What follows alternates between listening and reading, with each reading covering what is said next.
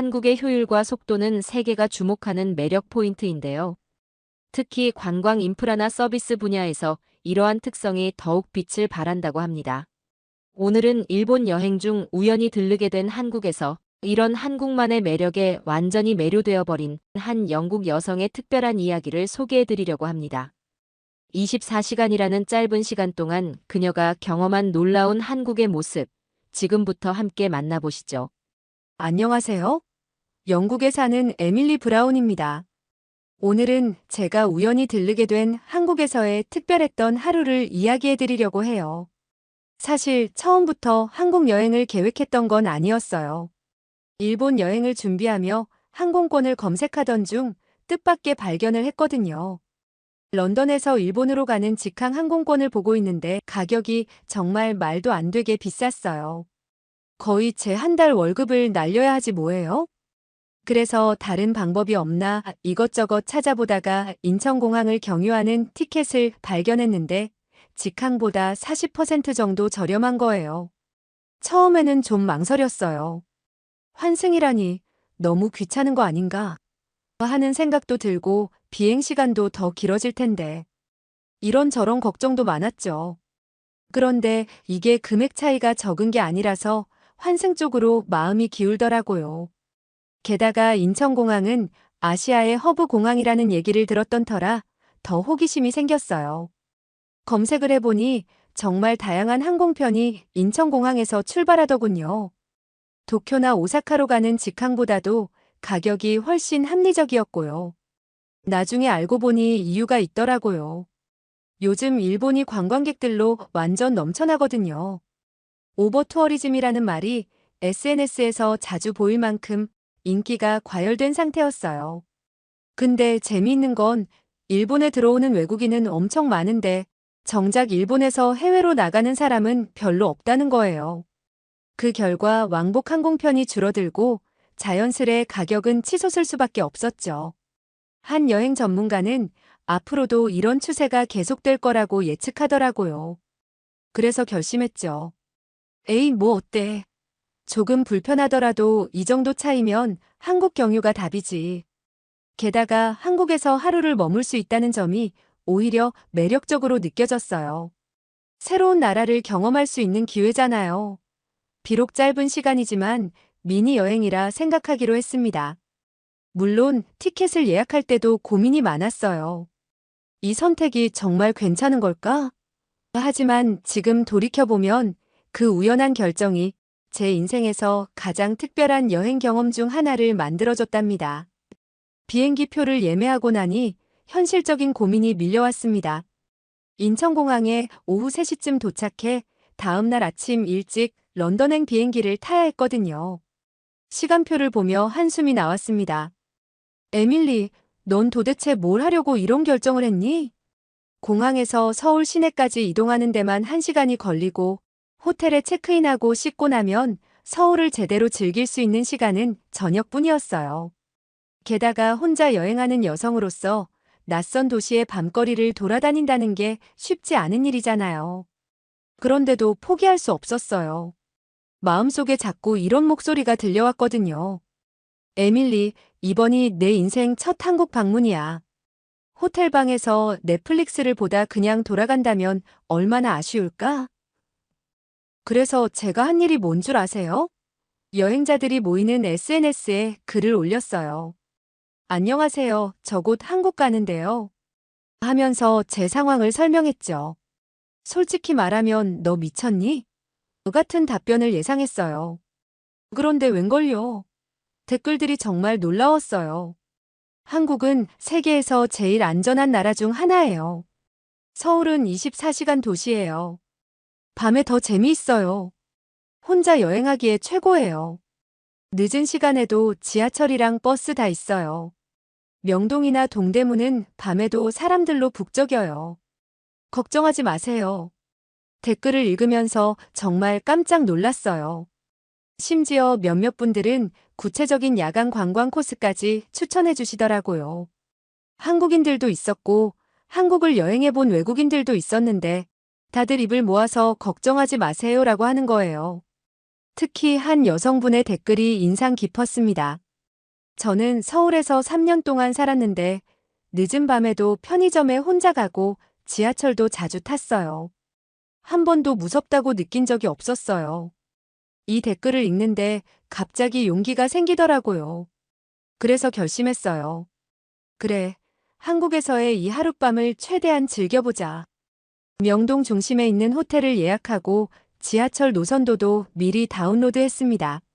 자, 이제 왜 한국에서의 하루가 제게 특별했는지 이해하시려면 먼저 일본 여행 이야기를 들려드려야 할 것 같아요.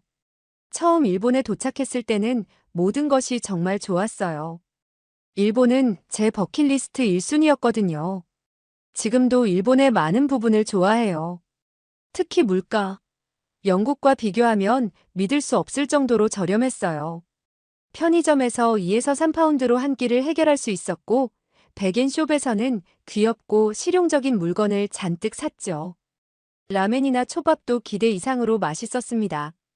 제가 먹방 유튜버였다면 일본은 아마 천국이었을 거예요. 하지만 여기서부터 문제가 시작됐습니다. 제가 가는 곳마다 관광객이 너무 많았어요. 많다 정도가 아니라 미쳤다 수준이었죠. 아사쿠사 절에 갔을 때는 셀카봉이 사방에 가득했고 절 앞에서 사진 한 장 찍으려면 최소 15분을 기다려야 했어요. 제가 갔던 어느 라멘집은 줄이 거리 끝까지 이어져 있었는데 알고 보니 그 식당이 한 유튜버의 영상에 나왔다나 뭐라나. 더 실망스러웠던 건 일부 현지인들의 태도였습니다. 처음엔 일본인들이 수줍음이 많아서 그런가 보다 했는데 시간이 지날수록 그게 아니란 걸 깨달았어요. 지하철에서 외국인이라고 일부러 자리를 피해가는 모습이라든가 식당에서 노 잉글리시 하고 손살에 치면서 거절하는 경우도 있었어요. 특히 교토의 한 전통거리에서 겪은 일이 기억에 남습니다. 기모노를 입고 사진을 찍고 있었는데 지나가던 할머니가 혀를 차며 일본어로 뭔가를 중얼거렸어요. 말은 몰라도 표정만으로 충분히 알 수 있었습니다. 또 관광객이야? 짜증나게. 하는 그런 눈빛이었어요. 물론 친절한 사람들도 많았어요. 길을 잃었을 때 친절히 도와주신 영무원이나 메뉴를 설명해주던 식당 직원들도 있었죠. 하지만 전반적으로 뭐랄까요? 관광객을 그저 돈 쓰고 가는 손님으로 대하는 느낌이 들었습니다. 일주일간의 일본 여행이 끝날 무렵 솔직히 조금 지쳐 있었어요. 인스타그램에서 본 것처럼 화려하고 완벽한 모습이 아니었달까요? 그래서 한국행 비행기를 탈 때는 그저 빨리 집에 가고 싶다는 생각뿐이었어요. 하지만 그 순간 제 인생의 반전이 시작되고 있었습니다. 인천공항에 도착했을 때 그 기분을 어떻게 설명해야 할까요? 여권에 웰컴 투 코리아 도장이 찍히는 순간부터 뭔가 달랐어요. 입국 심사대에서 피곤해 보이는 제 얼굴을 본 직원분이 환하게 웃으며 웰컴 투 코리아 라고 인사해 주시는데 그 순간 일본에서 쌓였던 스트레스가 조금씩 녹아내리더군요. 그런데 이게 시작이었어요. 짐을 찾고 나서 이제 이 큰 캐리어를 들고 서울까지 가야 하나 하고 한숨을 쉬는데 바로 앞에 첨단짐 보관 서비스가 있는 거예요. 캐리어에 태그를 붙여주면서 카운터 직원이 걱정 마세요. 안전하게 보관해 드릴게요 라고 말해주셨는데 영어 발음도 너무 자연스러워서 깜짝 놀랐습니다.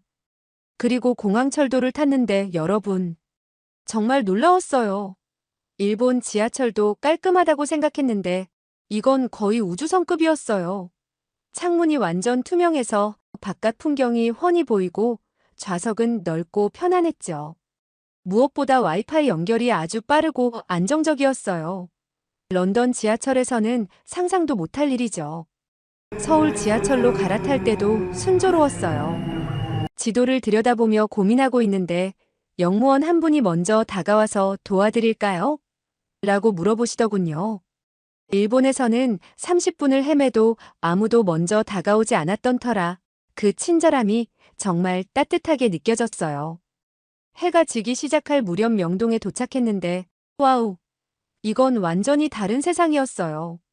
일본의 밤거리가 조용하고 정적인 분위기였다면 여기는 완전히 살아있는 거리였어요. 네온 사인이 반짝이고 음악이 울려 퍼지며 길거리 음식 장사하시는 분들의 힘찬 목소리가 넘쳤죠. 무엇보다 사람들의 표정이 인상 깊었어요. 다들 활기차고 즐거워 보였어요. 화장품 가게 직원들은 밝은 목소리로 환영합니다 라고 인사하고, 길거리 음식 파는 분들은 음식 설명을 해주며 친근하게 말을 건네더군요. 관광객인 저를 불편해하거나 피하는 사람은 단 한 명도 없었어요. 그때 이런 생각이 들었어요. 아, 이래서 사람들이 한국을 좋아하는구나. 그리고 이것은 단지 시작에 불과했습니다. 명동에서 겪은 첫 번째 감동적인 순간을 들려드릴게요. 구글맵을 들여다보며 식당을 찾고 있는데 한 20대 남성이 다가왔어요. 순간 긴장했지만 그가 영어로 길을 찾으시나요?